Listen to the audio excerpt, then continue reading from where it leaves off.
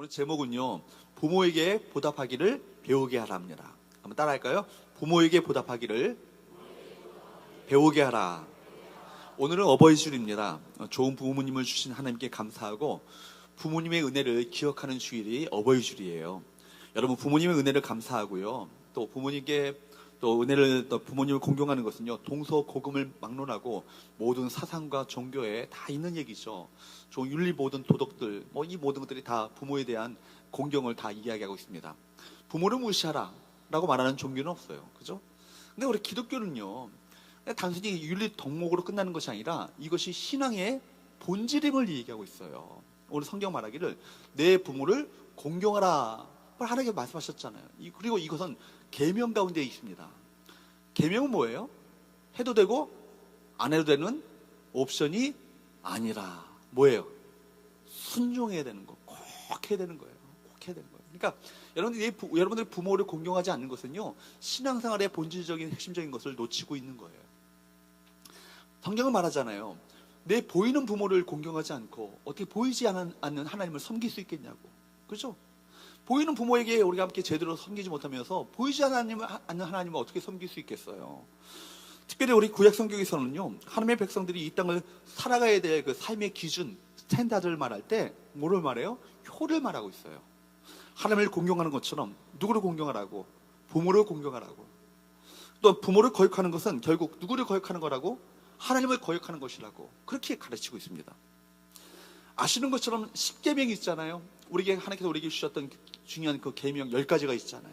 10계명 중에서 1계명부터 4계명까지는 뭐예요? 하나님을 향한 계명이죠. 이것을 대신계명이라고 하죠. 그리고 5계명부터 10계명까지는요, 사람을 향한 그 계명이에요. 대인계명이라고 합니다. 근데 대신계명과 대인계명을 연결해주는 고리가 뭐예요? 5계명이에요. 이게 뭐예요? 내 부모를 공경하라. 대인계명, 그 사람을 향한 계명 중에서도 가장 첫 번째로 들고 있는 계명은 뭐예요? 내 부모를 공경하라. 다음 계명이 뭐죠? 살인하지 말지니라. 그러니까 사람을 죽이는 것이 얼마나 나쁜 죄예요. 얼마나 끔찍한 죄입니까? 이것이 얼마나 큰 죄입니까? 그런데도 그 죄보다 더 앞서는 것이 뭐예요? 부모를 공경하지 않는 것은. 하나님 관점에서 보면 그거라는 거예요. 부모를 공경하지 않는 것은요, 사람을 죽이는 것보다도 더 나쁜 죄라고 우리 하나님께서 그걸 간주하시는 거예요. 그렇기 때문에 오늘 본문에서 바울도요, 부모에게 효를 행하고 부모님의 은혜에 보답하는 것이 얼마나 이것이 중요한 것인가를 가르쳐주고 계셔요. 특별히 여러분들, 자녀들에게 이걸 가르치셔야 합니다.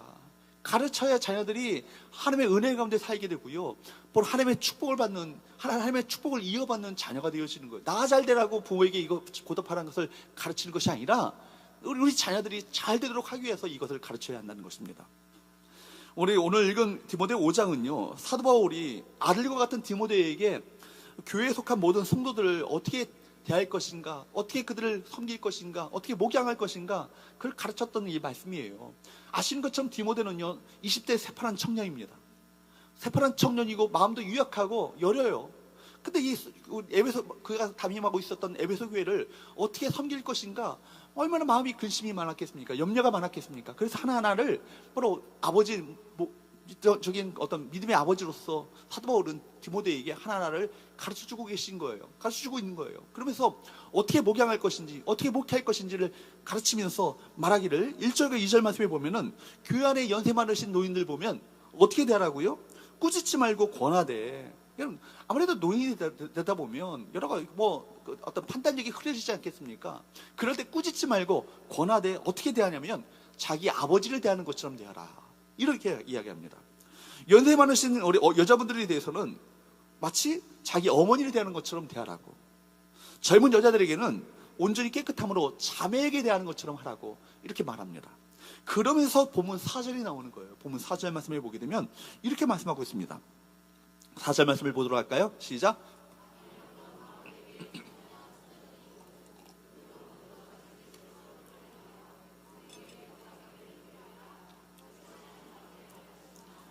여기 보면은 4절 말씀에 보면은 남의 도움이 없이도 살아갈 수 있는, 돈이 없이 살아갈 수 없는, 그죠? 도움이 없이는 살아갈 수 없는 여러분 혼자 되신 분들 계시잖아요.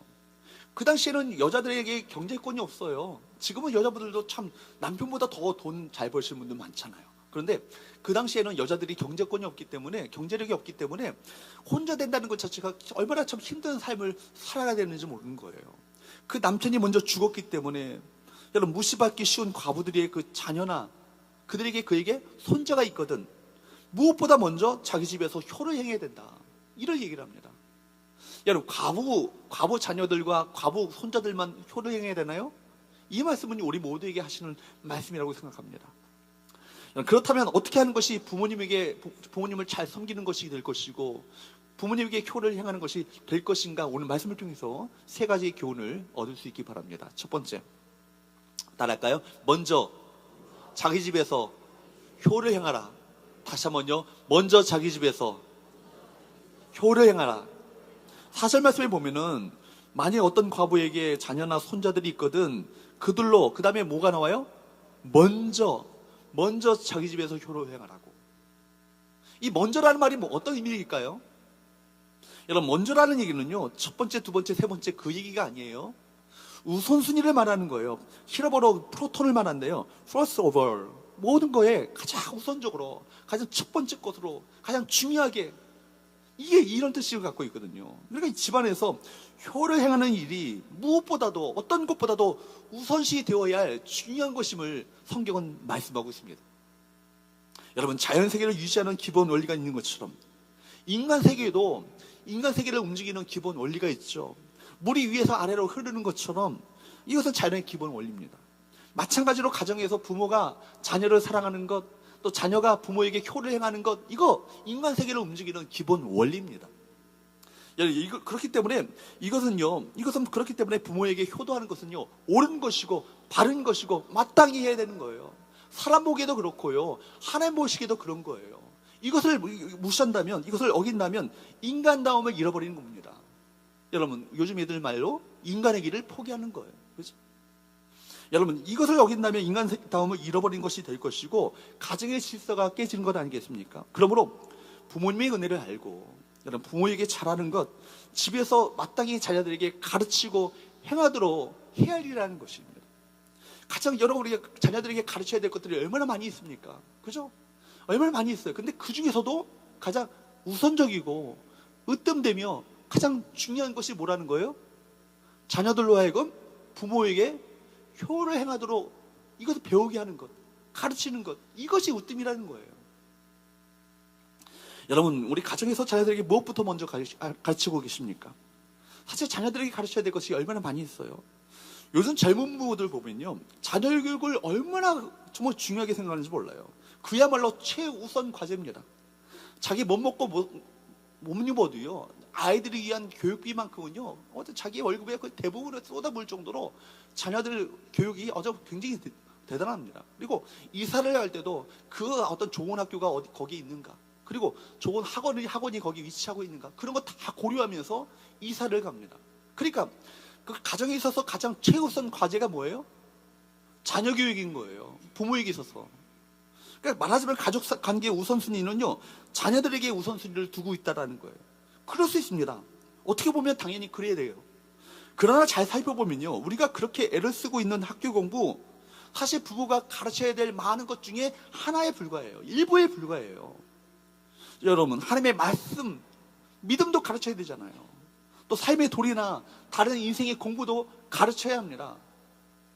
그런 의미에서 부모가 자녀들에게 가르쳐야 될 많은 것들이 있는데 가장 우선적으로 가장 중요하게 생각하면서 해야 될 일이 있다면 무엇이라는 거예요? 효를 향하는 거예요. 이 말씀은 굉장히 의미심장합니다. 어쩌면 이것은요 우리 자녀들을 바로 세우는 길이고 무너져가는 이 땅의 가정들을 살리는 길이라 할 수 있기 때문입니다. 여러분 우리 알다시피 요즘 시대에 얼마나 가정이 위기 가운데 있습니까? 몇 년 전 통계인데요 보건복지부에서 통계를 냈는데 최근 통계는 제가 찾아보지 못해가지고 모르겠어요. 이혼율이 얼마나 되는지 아십니까? 56%래요 우리나라. 그러니까 두 쌍이 결혼하면요 한 쌍 이상이 이혼한다는 거예요. 어떤 지역 통계는요 더 어떤 특이한 놀라운 통계도 있는데 어떤 지역이에요. 물론 조그만 어떤 시골의 마을일 수도 있겠지만 그 통계 보니까 98%가 이혼율이 있는 지역도 있어요. 이야, 결혼하기만 하면 다 이혼을 해요. 그러니까 여러분 얼마나 이거 심각한, 지금 이건요 정말 우리가 얼마나 심각하게 받아야 될 이 문제인지 몰라요. 얼마나 이 땅 가운데 가정들이요 지금 그냥 이혼 안 하는 가정들조차도요 말만 이혼 안 했을 뿐이지 지옥처럼 살아가는 그 가정들이 얼마나 많이 있습니까? 또한 자살률이 얼마나 높은지 몰라요. OECD 통계에서 굉장히 상위권, 아마 1, 2위를 다툴걸요. 지금 자살률도 얼마나 높아가지고 가고 있는 어떤 시대 가운데 있습니까? 여러분, 그런 것을 바로 회복할 수 있는 비결이 과연 무엇이겠는가? 효를 행하는 것이 아니겠는가? 부모에게 효를 행하게 하고 부모에게 보답하는 것을 배우게 하다 보면 그런 가정들은요 건강한 가정들이 될 거예요.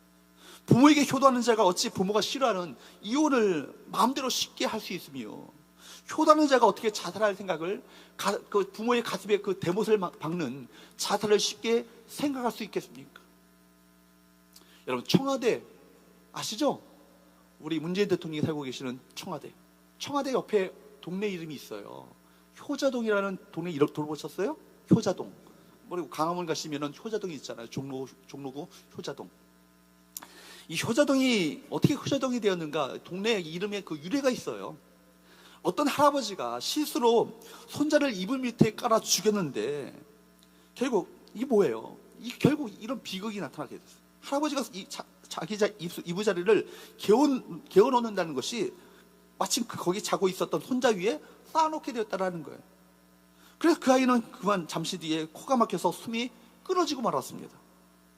숨진 아이를 발견한 아이의 어머니는 기가 막혔어요. 그러나 행여 늙으신 시아버지가 이 사실을 알게 되면 큰 충격을 받아서 위험해질 수 있겠다 생각하니까 염려가 되어서 시아버지 몰래 아이를 안고 가만히 눈물로 울면서 밖으로 나왔습니다. 그리고 남편에게 그동안 있었던 이야기를 들려주었습니다. 이 아들은 자기의 아버지가 결국 손주를 죽이고 말았다라는 이 비난을 받게 될 것을 생각하니까 너무나 속이 상했습니다. 그래서 아버지를 비난하는 것이 아니라 오히려 죽은 아이를 향해서 이런 불효 자식이 있나? 하필이면 거기서 잠을 자가지고 할아버지의 마음을 아프게 만들다니, 에이 못된 놈 같으니라고 죽은 아이의 뺨을 채딱 때렸습니다. 근데 이게 웬일입니까? 뺨을 때렸는데 아이가 눈을 번쩍 뜬 거예요. 여러분, 살아난 거예요. 이런 사실이 입의 입을 통해서 이웃에게 알려지게 되었고 결국 이 사실이 임금님에게까지 들려지게 되었습니다. 임금님은 자식의 죽음보다도 아버지의 건강을 더 걱정한 이 아들의 효성을 가상히 여겨서 그에게 큰 상을 주었답니다. 그리고 그가 사는 동네의 이름을 효자동이라 불려주면서 백성들로 하여금 그의 효성을 본받도록 하여라, 이런 이야기를 하면서 그렇게 이름을 붙여줬다는 거예요. 여러분, 이 사실을 통해서 여러분 어떤 생각을 드십니까? 우리가 잊어버리고 살고 있어서 그렇지 부모님에게 효를 행하고 부모님에게 은혜에 감사하며 살아가는 것을요 먼저 이것을 하나님께서 원하신다는 거예요. 그리고 가정에서 무엇보다도 제일 먼저 우선적으로 해야 될 일이 뭐예요? 이것을 가르쳐야 된다는 것입니다. 그러므로 두 번째 우리가 함께 살펴보기 원하는 것은요, 한번 따라합시다. 부모에게 보답하기를 배우게 하라. 다시 한번요. 부모에게 보답하기를 배우게 하라. 두 번째로 우리가 본문 말씀을 통해서 4절 말씀을 다시 한번 띄워주세요. 여기 보면은 먼저 자기 집에서 효를 행하여 부모에게 뭐 하기를 배우게 하라고요? 부모에게 보답하기를 배우도록 하라고, 이것을 가르치라고 얘기합니다. 여러분, 이 보답하기를, 이 말은요 경제 용어예요. 이 헬라어로요 아모이바스 아포티도라는 말입니다. 이 사실 뭐 헬라어 이 말 모르셔도 상관없어요. 근데 이 문자적인 의미를 좀 아셔야 돼요. 이 말은 경제적인 용어거든요. 그러니까 여러분 빚을 졌으면요 빚을 되갚아 줘야 되잖아요. 빚진 사람이 빚을 졌는데도 아무런 그 부채 의식이 없이, 빚진 의식이 없이 잘 먹고 잘 살아. 그럼 양심에 뭐가 난 거예요? 제가 얘기 안 했습니다. 그런 거예요. 그죠? 그러니까 빚을 진 사람은 반드시 빚을 갚아야 되잖아요. 이런 게 바로 보답하다라는 의미거든요. 그러니까 받은 것을 되돌려 주어야 할 것을 되돌려 주다, 받은 것을 보상하다, 이 말이 바로 이 말이에요. 보답하다는 말입니다. 그런 의미에서 여러분 효도를 다시 한번 정리해 볼 수 있겠습니다. 효도는 무엇일까요? 부모님께로부터 받은 것을 부모님께 되돌려 드리려는 마음을 가지고 하는 것이 뭐예요? 이게 효예요. 다시 한번요. 부모님께 여러분이 많은 것들 받으셨잖아요. 부모님께 여러분이 많은 것을 받으셨잖아요. 받은 것을 되돌려 드리는 마음을 가지고 하는 것이 효라고. 성경은 우리에게 이것을 간접적으로 말씀하고 있는 것입니다. 여러분, 우리가 부모로부터 받은 것이 얼마나 많습니까? 부모님은요, 아낌없이 모든 것을 자녀들에게 부어줍니다. 자식들은 부모의 희생 속에서 자라잖아요. 그렇죠? 여러분, 그런데도 불구하고 요즘 자녀들은요, 부모가 얼마나 힘들게 키웠는데 지가 알아서 잘한 줄 알아. 그리고 부모님한테 얘기합니다. 내가 알아서 할게. 그런 얘기합니다. 지가 알아서 어떻게 커. 부모님이 다 보살펴주고 입혀주고 먹여주고 재워주고 다 희생하면서 헌신하면서 자녀들이 키운 거 아니겠어요? 근데 그러다가요, 언제 알게 돼요? 부모님의 이 은혜를? 결혼해가지고요, 애를 낳고 보니까 나랑 똑같은 놈을 만나고 나니까 그제 아는 거예요. 아이고, 내가 나를 키우면서 우리 부모님도 이렇게 속썩이 했겠구나. 그죠? 나를 키우면서 부모님 얼마나 눈물 흘렸겠구나. 이거 그때 아는 거 아니겠어요? 이게 그러니까 결혼하고 애를 낳아야 철이 드는 거예요. 부모님의 은혜를 이제서야 아는 거예요. 그러므로 효도는요, 부모님의 은혜를 아는 것에서부터 시작되는 거예요. 여러분, 부모님이 낳아주시고 길러주시고 모든 것을 쏟아부어 주신 그 은혜를 아는 것, 이것이 효도의 시작입니다. 우리는 여러분, 하나님께로부터 얼마나 많은 은혜를 받았어요. 그죠? 하나님께로부터 많은 은혜를 받았잖아요. 그 은혜와 사랑을 받았기 때문에 우리 마음 가운데는요, 은혜에 대한 빚진 자의 의식이 있어야 돼요. 그러니까 바울은 로마서에서 계속해서 반복하는 것이 뭐예요? 강조하는 것이 뭐예요? 내가 빚진 자의 의식을 가지고 살아간다고. 내가 하나님께로부터 은혜를 받았기 때문에 헬라인이나 유대인이나 모두 이방인에게 내가 빚진 자가 되었다라고. 빚을 어떻게 하든지 이 사랑을 전함으로 말미암아 빚진 이 자의 의식을 가지고 이 빚을 갚아야 되겠다고. 그렇게 사도 바울은 평생을 살았어요. 신앙만 그런 것이 아니죠. 여러분, 우리 많은 사람들로부터 많은 사랑과 은혜를 우리가 덧입으셨잖아요. 그죠? 부모님의 사랑, 이웃 사람들의 사랑 때문에 살아갑니다. 형제 자매로부터 받은 사랑, 일가 친척, 친지와 학교 수성, 교회, 친구, 목사님, 우리 성도님, 많은 분들에게 사랑을 받고 우리가 사랑을 입고 살아가는 건 아니겠어요? 은혜를 입고 살아가는 건 아니겠습니까? 그렇다면 우리 마음 가운데 빚진 자의 의식이 있어야 돼요. 근데 하나님이 왜 인간 사람 중에서 우리가 가장 큰 빚을 지은 대상이 누구예요? 부모님 아니에요? 그렇죠? 우리 모두는요, 부모님의 사랑으로 태어났고요, 부모님의 눈물과 땀과 또한 그 희생으로 자라났습니다. 부모님에게 받은 것으로 이 땅을 살아가고 있다고 말해도 과언이 아닙니다. 누가 뭐라고 해도 우리는 부모님께 뭐예요? 빚진 자예요. 그렇기 때문에 우리는 부모님께로부터 받은 은혜에 보답하려는 마음을 가지고 살아가는 것, 이것이 마땅히 해야 될 일이라는 것입니다. 어떻게 하는 것이 부모에게 보답하는 것이 될 것인가? 아마 여러 가지 방법이 있을 것 같아요. 부모님을 모시고 사는 것, 그 방법 중에 하나일 수 있습니다. 근데 어떤 가족은요, 애 맡기려고 부모님 모시고 살아. 그러면 이게 얘기가 좀 달라지는 거예요. 부모에게 짐이 되는 거죠. 요즘은 바쁜 시대이지만 일부러 시간을 내어서 자주 찾아뵙고 말벗이 되어주는 것, 그리고 매달 생활비 용돈을 정기적으로 부모님에게 드리는 것, 이것도 부모님에게 효를, 받은 은혜를 되갚아주는 것 중에 하나가 될 거예요. 성경에 보면요, 특별히 그 원리를 효도하는 구체적인 방법을 두 가지 얘기하고 있어요. 에베소서 6장 1절과 2절 말씀에 보면은 사도 바울은 에베소 교회 성도들에게 편지하면서 이렇게 말했습니다. 한번 읽어보도록 할까요? 시작.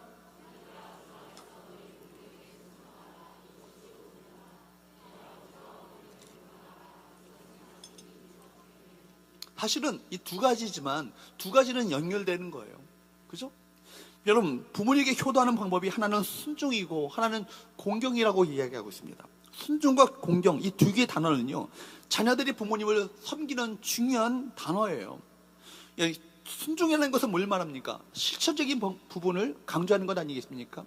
공경은 뭐예요? 우리의 마음의 태도를 강조하고 있는 말씀입니다. 그렇기 때문에 여러분, 바로 공경에서 순종이 나오게 되죠. 여러분, 부모님을 공경한다는 것은 뭘 의미합니까? 부모님의 존재 가치를 인정하는 것을 말하는 거예요. 그리고 존경하는 것을 말하는 거예요. 공경이라는 말 자체가, 이 원어 자체가 히브리어로 아주 무겁다라는 말에서 나온 거예요. 아주 무겁다. 뭐라고요? 아주 무겁다. 이 말이요, 명사형으로 사용되게 되면 간의 의미예요. 간. 저도 좀 피곤하면 간 수치가 좀 올라가가지고 조심합니다. 간에 좋은 음식 먹으려고 그러고요. 그래서 종로 우가의 약국에 가서 우땡땡 약국을 정기적으로 사서 먹기도 해요. 간이 그만큼 중요한 거예요. 간 수치가, 간이 나빠지면 안 되는 거거든요. 그러게 여러분, 몸속에 간이 얼마나 중요합니까? 간이 병들면 큰일 납니다. 우리 몸의 간처럼 부모님을 그렇게 중요한 존재로 인정하고 여기며 그렇게 공경하는 것, 이것이 바로 공경이라는 말의 뜻이에요.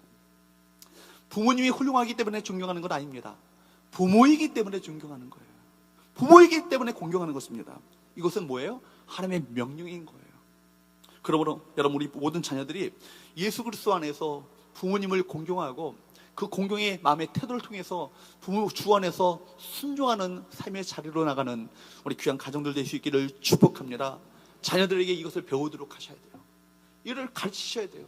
얘네들이 공경하고 순종하면 내가 좀 편안하고 하는 게 아니라 자녀들이 잘 되도록 하기 위해서 하나님의 명령이기 때문에 이것을 가르칠 책임이, 의무가 우리 모두에게 있다는 사실을 기억할 수 있기를 바랍니다. 마지막으로 세 번째, 따라할까요? 효는 하나님 앞에 받으실 만한 것이다. 다시 한번요. 효는 하나님 앞에 받으실 만한 것이다. 여러분, 이 사실 4절 말씀을 한번 보십시오. 먼저 자기 집에서 효를 행하여 부모에게 보답하기를 배우게 하라.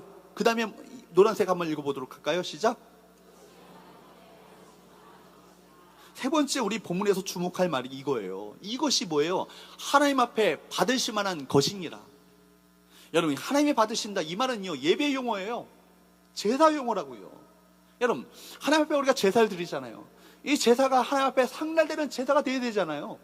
상달되지 않은 제사가 된다면 아무런 의미가 없는 거 아니겠어요? 우리 예배 드린다 할지라도 이 예배가 하나님 앞에 상달되는 예배가 될 때 이 예배가 가치 있는 것 아니겠어요? 가인의 제사가 되지 않고 아벨의 제사가 되어야 이것이 의미가 있는 것 아니겠습니까? 이 얘기예요. 지금 하나님이 받으신다는 말은요, 하나님께 드리는 이 제사, 예배에서 사용되는 용어거든요. 그러므로 하나님이 받으실 만한 것이라는 것은요, 부모님께 효도하는 것이야말로 하나님께 마치 제사를 드리는 것처럼, 그리고 제사를 드려서 이 제사가 하나님의 그 제사를 받으시는 것처럼 하나님께서 가장 기뻐하시는 것이다. 이해가 되세요? 여러분, 그러니까 무슨 얘기예요? 하나님께 효를 행한다, 우리가 부모에게 효를 행한다는 것은 하나님이 받으시는 향기로운 예물이 된다는 것입니다. 효를 행한다는 것은 하나님이 받으시는 아름다운 살아있는 예물이 예배가 되어지고 제사가 되어진다는 얘기예요. 그만큼 하나님께서 우리 부모에게 효를 행하는 것을 기뻐하신다는 얘기입니다. 하나 여러분, 먼저 부모님을 주 안에서 공경하는 것이 하나님께 올려드릴 아름다운 삶의 제사요, 이것이 하나님의 기쁨이요, 부모에게 하는 효 자체가 하나님 앞에 드려지는 향기로운 예물 되심을 기억할 수 있기를 축복합니다. 그렇기 때문에 다른 것은 몰라도 부모에게 효도하는 것을 하나님께 기뻐하시고 그렇게 효도하는 자를 하나님께서 축복하시는 거예요. 아까 읽었지만 에베소서 6장 2절 말씀을 다시 한번 보도록 할까요? 같이 한번 읽어보도록 합니다. 시작. 여러분 보세요. 아까 말씀드렸던 것처럼 하나님에 대한 계명과 인간에게 대한 계명을 연결해주는 연결고리가 부모에게 공경하라는 5계명이었잖아요. 이것이 첫 계명이에요. 인간에게 해당되어지는 첫 계명인데 이것이 뭐예요? 거기에는 뭐가 달려있다고요? 약속이 있다고요. 축복에 대한 약속이 딸려있는 계명이라고요. 무슨 얘기냐면 10장 계명을 보게 되면 하나님께서 행하라고 하시는 계명들이 쭉 나와요. 그 중에서 유독 5계명, 내 부모를 공경하라, 이 계명에는요, 하나님께서 약속하신 축복이 딸려 있어요. 부모를 공경하면 이 땅에서 잘 되고 장수하리라. 믿으십니까? 이 말씀을 우리가 실제 삶에 한번 적용해 봅시다. 우리가 이 세상에서 잘 살려면 웰빙 우리가 외치지만 잘 살려면 부모님께 효도만 잘해도 된다는 얘기예요. 특별히 잘 살기 위해서 남다른 노력을 좀 피땀 흘려 노력을 기울이지 않아도 여러분 정말 잘 살게 되어지는 하나님께서 길을 열어주시고 은혜를 베풀어 주셔서 그 삶을 형통케 하시는 은혜를 우리 가운데 베풀어 주신다는 것입니다. 그리고 오래 살기 위해서 특별한 운동을 하지 않아도, 특별한 보양식을 찾아 먹지 않아도, 물 좋고 공기 맑은 곳으로 이사 가지 않아도, 중화동 살아도 장수한다는 거예요. 아멘. 여러분, 최근에 기사 가운데 라면을 30년 먹은 할아버지 얘기를 보신 적 있으신가요? 지금 그분이 91세예요. 30년을 라면만 먹었어. 딴 거 안 먹고 삼시세끼 라면만 먹었어. 이분의 할아버지 얘기가요, 1972년으로 거슬러 올라갑니다. 당시에 이분이 장 협착증을 앓고 있었는데, 그 장이 좁아져가지고 협착증을 앓기 때문에 좁아진 장 통로로 소화할 수 있고 그 음식물을 흡수할 수가 없는 거예요. 그래서 좁아진 장 통로에, 이 통로를 넓히기 위해서 수술도 받아봤지만 별 차도가 없었던 거예요. 어느 날 지인의 어떤 아는 분이 얘기를 하기를, 라면을 먹으면 속이 확 풀어진다, 이 얘기를 듣고 이분이 그 말을 듣고 한번 라면을 한번 먹었는데, 라면을 먹고 나서 너무 속이 편한 거예요. 그리고 오래간만에 정말 그토록 제대로 음식 하나, 밥 하나 제대로 소화시키지 못했던 그분이요, 라면 먹고 포만감을 느꼈다고 합니다. 그 뒤로부터 라면을 먹기 시작했는데, 그 사실이 N사에 알려져 가지고요, N사에서 라면을 그 24년간 지금 공짜로 대주고 있는 거예요. 근데 그분이 처음 먹었을 때 소고기 라면을 먹었는데, 그 다음에 나온 라면이 해피라면을 먹었다는 거예요. 해피라면. 그리고 지금은 이응라면, 지금 현재 팔리고 있는 라면이니까 N사의 이응라면을요, 궁금해하셔서 안성탕면 30년 동안 지금 라면만 먹었는데, 그토록 라면 먹으면 나쁘다고 하는 라면을 먹었는데, 이분이 건강 상태가요 굉장히 좋아요. 당뇨도 없고요, 혈압도 없고요, 깨끗한, 혈관이 깨끗한. 제가 그걸 보면서 뭘 느꼈을까요? 나는 좋은 거 먹어도 지금 혈압약 먹는데 건강은 타고나는 것이구나 생각을 했어요. 건강은 타고난다는 얘기가 뭐예요? 건강은 누가 주시는 거예요? 하나님이 주시는 거다. 그분이요, 젊었을 때는 2봉씩씩 먹었는데 지금은 90대 넘고 나서 1봉씩만 먹는데요. 그런데도 지금 건강하고 장사하고 계신 거예요. 하나님께서 부모에게 효도하는 사람에게 그렇게 해주시겠다고 약속하시는 거예요. 그런데 반대로 부모를 공경하지 않으면 아무리 좋은지 물질 환경이 좋아도요, 장수하지 못하고요, 잘 살아보려고 남들은 노력을 해도 다 이 모든 것이 막히고 말 거예요. 성경의 증거들을 한번 다 보세요. 노아의 두 아들 셈과 야벳은요, 아버지를 공경하다가 큰 복을 받았잖아요. 그 후손들까지 이 땅에서 잘 되어지는 복을 받게 됩니다. 그 반면에 여러분, 반대로 둘째 아들이었던 함은요, 아버지를 공경하지 않고 아버지의 수치를, 부끄러움을 드러냈다가 결국 저주를 받았습니다. 아브라함의 아들 누구죠? 이삭은요, 아버지에게 순종함으로 말미암아 복을 받게 돼요. 모압 여인이었던 룻이죠. 룻은 그 어머니, 시어머니 라오미의 순종함으로 말미암아 결국 이방 여인이었던 그가 메시아의 족보에 영광스럽게 등극하게 되어지는 놀라운 복을 받게 되잖아요. 다윗은요, 부모의 말을 소중히 여기고 순종하다가 결국 이스라엘 왕이 되어집니다. 무슨 말입니까? 부모님을 공경하는 것은요, 하나님께서 특별한 약속을 붙여서 명령하실 정도로 우리들이 반드시 지켜야 될 하나님의 명령이라는 사실을 우리 모두에게 가르쳐주고 계신 거예요.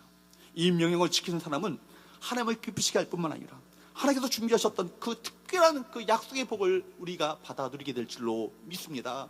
하나님은 시건치 않으신 분이시잖아요. 빈말을 그냥 공수표를 날리시는 분이 아니라는 얘기예요. 하나님, 말씀하시는 그분이 누구십니까? 신실하신 하나님이십니다. 약속하신 것을 반드시 지키시는 분이십니다.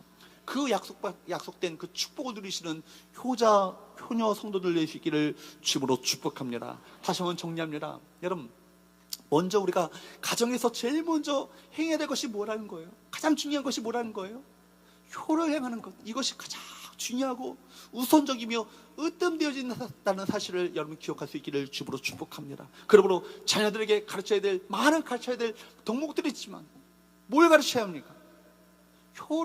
부모에게 효를 행하여 보답하기를, 보상하기를, 빚을 갚기를, 그것을 가르쳐주는 우리 부모들 될 수 있기를 주님으로 축복합니다. 그래서 하나님이 약속하셨던 그 약속과 축복을 누리심으로 말미암아 하나님의 기쁨 되었으며 우리 모두가 하나님의 약속을 받아들임으로 이 땅 가운데 잘 되어지는 복 받는 우리 성도들 될 수 있기를 주님으로 축복합니다. 기도하겠습니다.